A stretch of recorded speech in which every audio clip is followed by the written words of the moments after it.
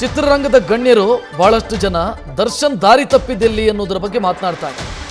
Majestic cinema ವೇಳೆ ದರ್ಶನ್ ತುಂಬಾ ವಿನಯದಿಂದ ಇದ್ದ.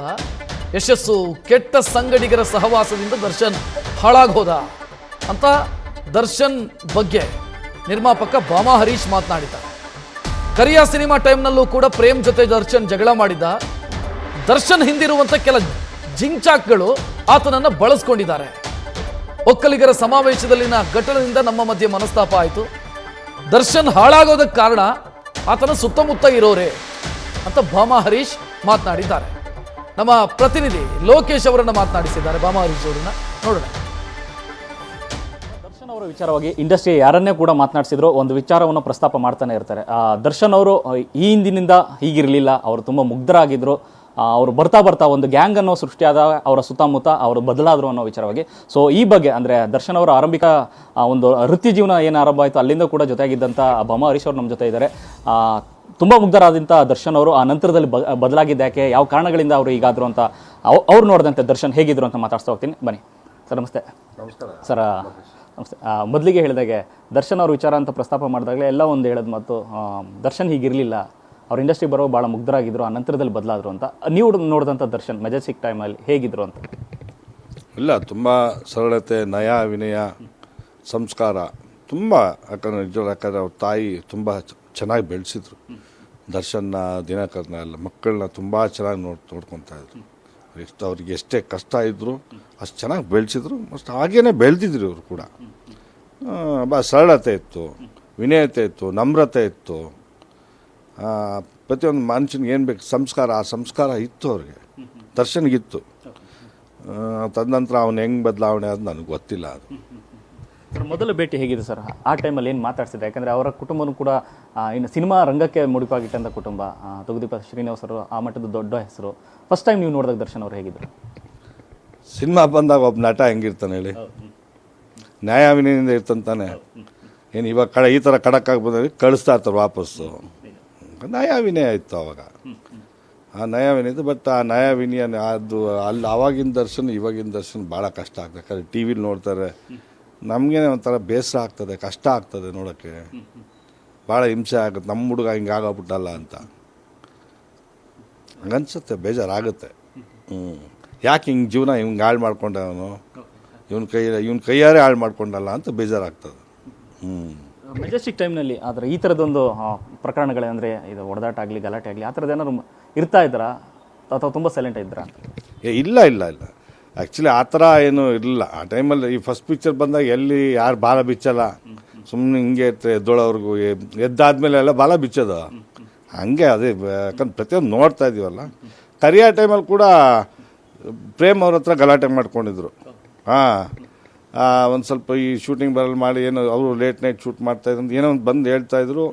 ಪ್ರೇಮ್ ಅವರು ಒಂದಿನ ಹತ್ಕೊಂಬಂದು ಪಾಪ ನಮ್ಮ ಮನೇಲಿ ಹೇಳಿದ್ರು ಈ ಥರ ಹಿಂಗೆ ಅಂತೇಳಿ. ನಮ್ಮ ತಂದೆಯವರು ಕೂಡ ಅವಾಗ ಡ್ಯೂಟಿಗೆ ಹೊಡ್ತಾಯಿದ್ರು, ಹಿಂಗೆ ಹೇಳಿದ್ರು. ಆಮೇಲೆ ನಮ್ಮ ತಂದೆ ಕರ್ಸು ದರ್ಶನ್ ಕರೆಸ್ದೆ.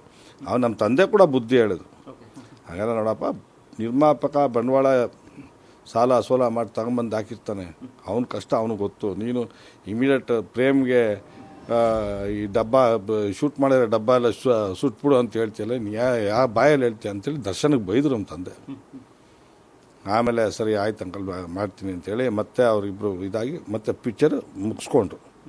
ಅದು ಪಿಕ್ಚರ್ ಸೂಪರ್ ಡೂಪರ್ ಹಿಟ್ ಆಯಿತು. ದರ್ಶನ್ ಕೆರಿಯರ್ಗೂ ಅದು ಒಂದು ಮೈಲಿಗಲ್ಲು. ಎಲ್ಲ ಒಂದು ಕಡೆ ಗೆಲುವು, ಮತ್ತೊಂದು ಕಡೆ ಒಂದು ಗ್ಯಾಂಗನ್ನು ಸೃಷ್ಟಿ ಆಗುತ್ತೆ. ದರ್ಶನ್ ಅವರ ಮುಗ್ಧತೆ ಏನಿತ್ತು ಅದನ್ನು ಬಳಸ್ಕೊಂಡು ಅವ್ರಿಗೆ ಬೇಕಾದಂಥ ಬಳಸ್ಕೊಂಡಂಥ ಪ್ರಕರಣಗಳು ಜಾಸ್ತಿ ಇದೆ. ಸೊ ಅವರ ಗ್ಯಾಂಗಿಂದ ಬದಲಾದ್ರೆ ದರ್ಶನ್ ಅಂತ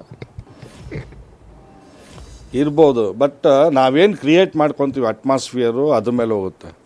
ನಾವೊಂದು ಒಳ್ಳೆ ಒಂದು ಪರಿಸರ ಒಂದು ಕ್ರಿಯೇಟ್ ಮಾಡಬೇಕು, ಒಳ್ಳೆ ರೀತಿಲಿ ಬೆಳಿಬೇಕು, ಒಳ್ಳೆ ನೀತಿಲಿ ಬೆಳಿಬೇಕು, ಒಳ್ಳೆ ನೆಮ್ಮದಿಯಾಗಿ ಬೆಳಿಬೇಕು, ನೆಮ್ಮದಿಯಾಗಿ ಇರಬೇಕು ಅನ್ನೋ ಒಂದು ಮನೋಭಾವನೆ ಇದ್ದರೆ ಒಂದು ಒಳ್ಳೆ ಅಟ್ಮಾಸ್ಫಿಯರಲ್ಲಿ ನಾವೇ ಕ್ರಿಯೇಟ್ ಮಾಡ್ಕೊಳ್ಳೋದು. ಬಟ್ ಅದು ದರ್ಶನ್ ಕೂಡ ಅವನು ಕ್ರಿಯೇಟ್ ಮಾಡ್ಕೊಂಡಿದ್ದಾನೆ ಅನಿಸುತ್ತೆ. ಯಾಕಂದರೆ ಅವ್ನು ಮಾಡ್ಕೊಂಡಿರೋದು ನೋಡೋದು ನಿಜವಾಗ್ಲೂ ನನಗೇನು ಸರಿ ಅನಿಸಲ್ಲ ಅದು.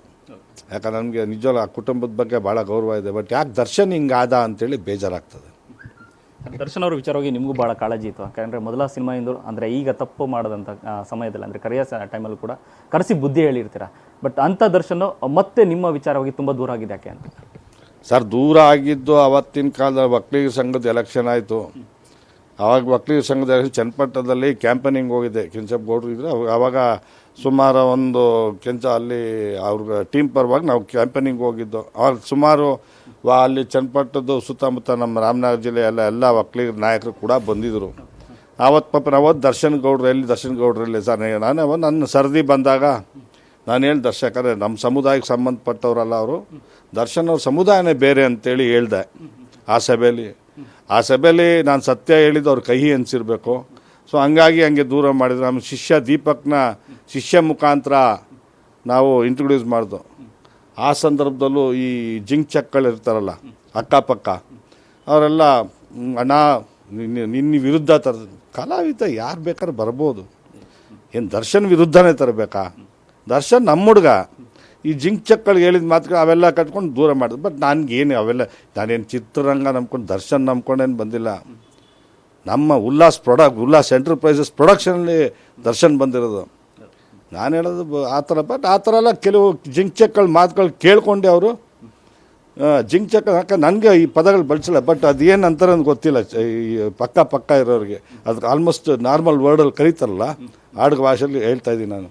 ಬಟ್ ಆ ಒಂದು ಅವರೆಲ್ಲ ಮಾತು ಕಟ್ಕೊಂಡು ಅವರೇ ದೂರ ಆದರು. ನಾನು ದೂರ ನನಗೇನಾಗಬೇಕು? ನನಗೆ ಹತ್ರ ಇಡೀ ಇಂಡಸ್ಟ್ರಿಲಿ ಎಲ್ಲ ಹೀರೋಗಳು ನನ್ನ ಪರಿಚಯ, ಎಲ್ಲರೂ ಹತ್ರ. ನನಗೇನು ದರ್ಶನ್ ದೂರ ಆಗ್ಬಿಟ್ರೆ ಏನು ನನಗೇನು ನಷ್ಟ ಏನಿಲ್ಲ. V created Darshan.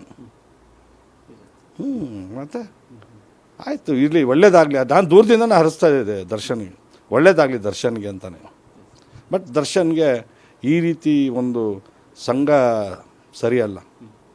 ಒಳ್ಳೆ ರೀತಿಲಿ ಭಾಳ ಬದುಕಬೇಕಾಗುತ್ತೆ. ಯಾಕಂದರೆ ಒಳ್ಳೆ ಹೆಂಡ್ತಿ, ಒಳ್ಳೆ ತಾಯಿ, ಒಳ್ಳೆ ತಮ್ಮ, ಮಗ ಅವೆಲ್ಲ ನೋಡಿದ್ರೆ ತುಂಬ ಬೇಸರ ಆಗ್ತದೆ, ತುಂಬ ನೋವಾಗುತ್ತೆ. ಆ ತಾಯಿ ತುಂಬ ಎಷ್ಟು ಒಳ್ಳೆಯವ್ರು ಗೊತ್ತೆ, ಮೀನಾಕ್ಷಿ ಅಮ್ಮ ತುಂಬ ಒಳ್ಳೆಯವರ ನಮ್ಮ ಹತ್ರ. ಅಂಥ ತಾಯಿಗೂ ಬೇಕಾದ್ರೆ ಎಷ್ಟು ನೋವಾಗುತ್ತೆ. ತನ್ನ ಮಗ ಜೈಲಿಗೆ ಹೋಗಿದ್ದಾನೆ ಅಂತ ಹೇಳಿದಾಗ, ಹೋಗ್ತಾ ಇದ್ದಾನೆ ಅಂತೇಳಿ ಗೊತ್ತಾದಾಗ ಎಷ್ಟು ನೋವಾಗಬೇಕು ಆ ತಾಯಿಗೆ. ಆ ನೋವು ನಮಗಿದೆ, ಆ ನೋವು ಕೂಡ ನಮಗಿದೆ. ಬಟ್ ನಾವು ಒಳ್ಳೆ ರೀತಿ ಹಿಂಗೆ ಹೇಳಿ ಅಟ್ಲೀಸ್ಟ್ ಎಷ್ಟು ಸತಿ ಹೇಳೋದು ನಾವು ಹೇಳಿದ್ದೀವಿ. ಬಟ್ ಇನ್ನು ಮುಂದೆ ಅದು ಹೆಂಗೆ ನಡ್ಕೊಳ್ತಾರೆ ನೋಡ್ಬೇಕಷ್ಟೇ. ಎಸ್, ಇದಿಷ್ಟು ಬಾಮ ಹರೀಶ್ ಅವರ ಮಾತು. ಕ್ಯಾಮ್ರಾ ಪರ್ಸನ್ ಸೂರಜ್ ಜೊತೆ Lokesh, news first Bengaluru. News first ನಿರ್ಭೀತಿಯಿಂದ ನಿಮ್ಮ ಪರವಾಗಿ.